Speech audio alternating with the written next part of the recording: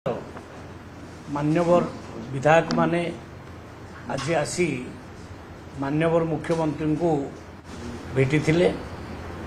ये अवसर रे मान्यवर विधायक अताबिरा, मान्यवर विधायक बरगड़, मान्यवर विधायक भटली, मान्यवर विधायक विजेपुर चार विधायक आसी भेटी थिले। मु भी उपस्थित थिली।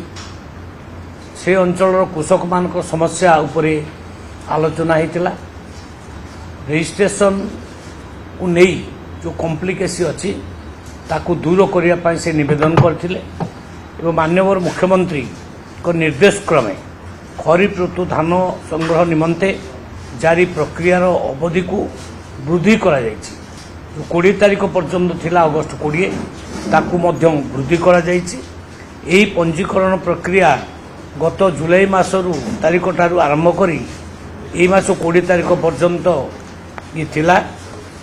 विधायक मानकर अनुरोध क्रमे याकू आहुरी बढ़ाई दिया जायछि एवं आमर उद्देश्य गोटे जड़े भी चाषी जड़े भी योग्य चाषी पंजीकरण वंचित न हो, समस्ते यार सुयोग पातु एवं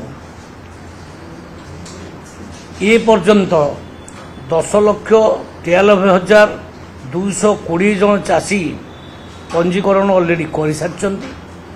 आ ये प्रक्रिया को सरलीकरण करने मान्यवर मुख्यमंत्री निर्देश देछन्ति। से हिसाब रे केवल एक अंडरटेकिंग फॉर्म रे साइन करिकि कृषक माने तांकर पंजीकरण करि परिबे। तेणु कौनसी प्रकार विभ्रांतिकर तथ्य विश्वास न करी कहा कथारे विश्वास न करी सबू कृषक मान को निवेदन करी समस्ते तांकर पंजीकरण करंतु।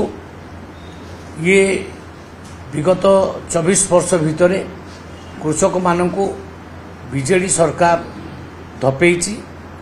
100 टंका बोनस दबा कहीकि मध्य देई पारि नाही, किंतु आम सरकार जहा कहिछि ताहा करिकि देखैछि।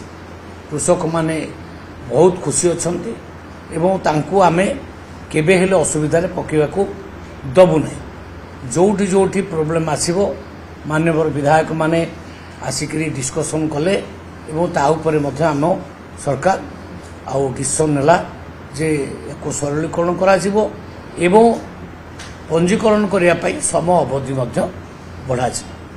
बहुत बहुत धन्यवाद।